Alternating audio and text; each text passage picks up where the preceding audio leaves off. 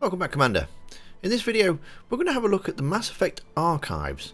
There's a few people have been asking about it, so I thought we'll do a quick video just to show you what it's all about.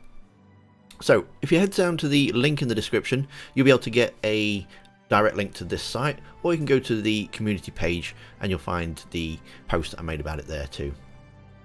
Alright, the first thing you want to do is log in with your EA account, which is up here. So the first page you come to is this screen here, and it shows you who you're logged in as, and it will show you personas on each of the platforms. So as long as you're connected on your platforms to the same email address, then any shepherds or riders that you've made should then be linked. If you're not, then you just follow this link here and it'll go through how you link all your Xbox, your PlayStations, your PCs, so that it all syncs together. Once that's done, hit proceed, and then it will show you your active heroes.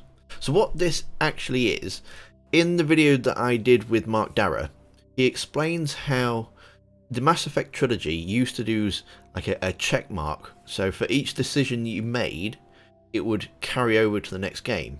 So if the first game had 100 decisions in it, there'll be 100 decisions that would carry over to Mass Effect 2. And then if Mass Effect 2 had 200 decisions, you'd have all the decisions from Mass Effect 1 plus all the decisions from Mass Effect 2 to carry over to Mass Effect 3.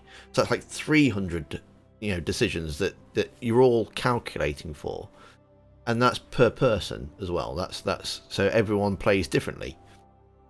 What that does is it puts a lot of pressure on the developers who are trying to make the game and then incorporate all these different branching storylines as well. Dragon Age, they actually came up with an idea and they called it Campfires in the Dark.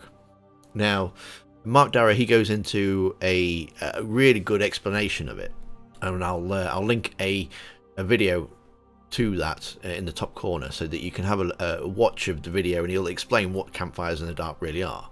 But basically, it means instead of doing the checkbox scenario, you develop a website like this and you can then make your choices, but rather than it being absolutely tailored down to your shepherd said this to Miranda, for example, this is their stance on Cerberus, or this is their stance on the Terminus systems, that sort of thing.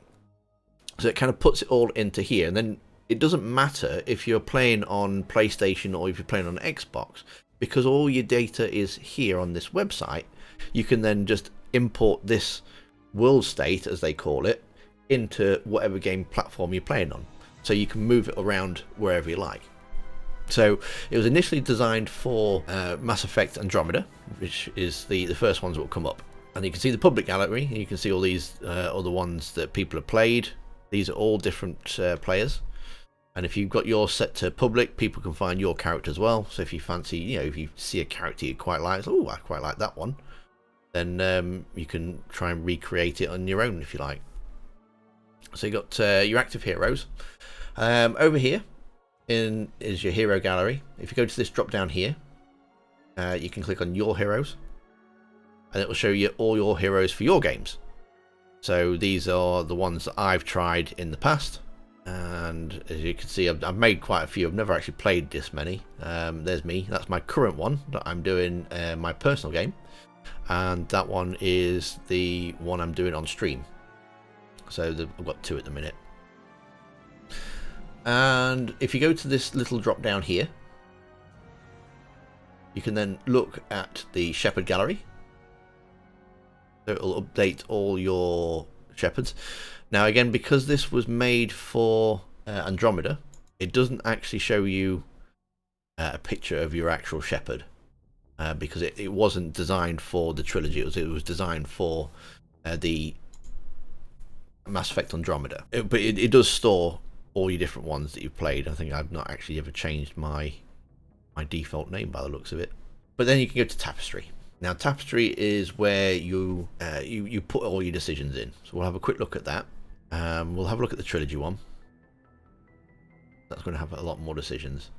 So you can choose who your hero is. This is what you're essentially doing for Mass Effect 4, Mass Effect 5. When that comes out, you'll probably have to come to this website and make all your decisions, because I doubt they'll carry any direct information from the trilogy over. So you'll come in here and you'll choose who your character is going to be.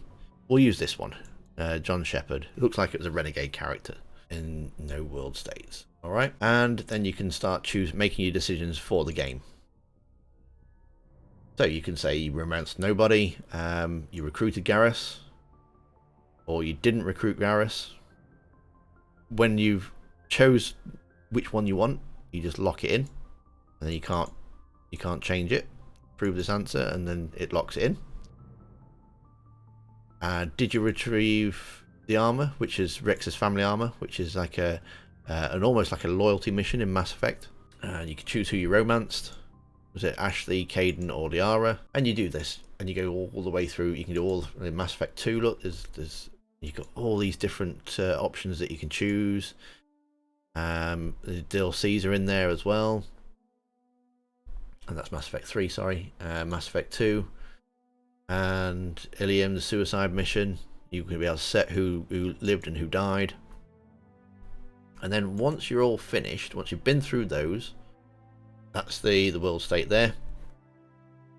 And over here, it will say world state number 1, which is the current one that's loaded.